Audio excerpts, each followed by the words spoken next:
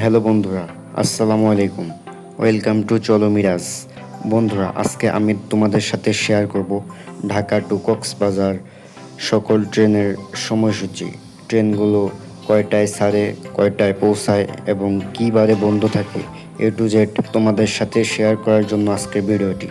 তো বন্ধুরা, চলো কথা না বাড়িয়ে আজকের ভিডিওটি শুরু করা যাক।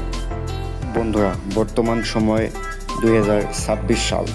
ঢাকা টু কক্সবাজার সরাসরি একমাত্র দুইটি আন্তনগর ট্রেন আছে। প্রথমটি পর্যটক এক্সপ্রেস।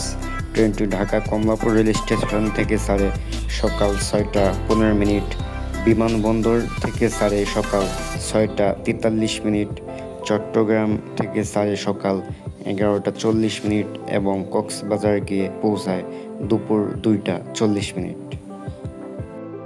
ট্রেনটি সপ্তাহে 6 দিন চলাচল করে এবং বুধবারে রক্ষণাবেক্ষণের জন্য এর সাপ্তাহিক বন্ধ থাকে। বন্ধুরা, এই ট্রেনটি কিন্তু কোনো জটিল কারণ ছাড়া বিলম্ব করে না, তাই তোমরা যারা এই ট্রেনে ভ্রমণ করতে চাও অবশ্যই নির্ধারিত সময়ের আগেই স্টেশনে উপস্থিত থাকার জন্য অনুরোধ করা হলো।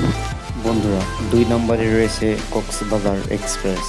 ট্রেনটি ঢাকা কমলাপুর রেল স্টেশন থেকে ছাড়ে রাত 11টায়, বিমানবন্দর থেকে ছাড়ে রাত 11টা 28 মিনিট এবং চট্টগ্রাম থেকে ছাড়ে ভোর 4টা 20 মিনিট এবং সর্বশেষ কক্সবাজার রেল স্টেশনে গিয়ে পৌঁছায় সকাল 7টা 20 মিনিট। ট্রেনটি সপ্তাহে 6 দিন চলাচল করে এবং সোমবারে এর সাপ্তাহিক ছুটি থাকে। বন্ধুরা, এই ট্রেন রুটে টিকিট পাওয়া কিন্তু খুবই জটিল বর্তমান সময়ে, তাই ট্রেন যাত্রা করার অন্তত 10 দিন আগে অগ্রিম টিকিট করে রাখতে হয়। তাই যারা ইমার্জেন্সি কারণে যেতে চাও তাহলে কিন্তু সম্ভব না, কারণ এই ট্রেনের কোনো দাঁড়িয়ে বা আসনবিহীন টিকিট বিক্রয় করা হয় না। ট্রেন রুটে কিন্তু খুবই পরিষ্কার পরিচ্ছন্ন এবং গার্ড সবসময় অ্যাক্টিভ থাকে।